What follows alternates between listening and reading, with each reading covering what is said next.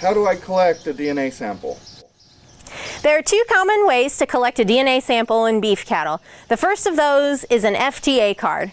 And an FTA card is basically a card that includes some specialized paper that traps the DNA on the paper so that it can be sent off and extracted later.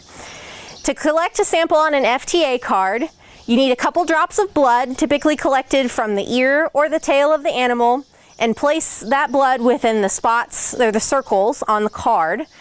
Be careful when using an FTA card to not have too much blood on the card so that it's soaked and might mold, but you want to make sure that you have enough blood on the card to really cover that spot so that there's plenty of DNA to be genotyped later.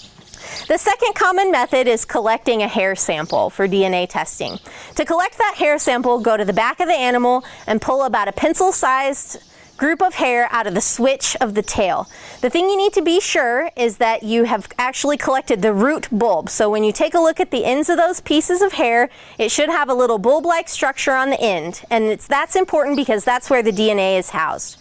From there, take those samples and make sure you have the end with the root bulb and place it on the sticky part of the collector card and then cover that sample up. You can cut off the excess hair on the bottom and then you're ready to ship that sample off for testing.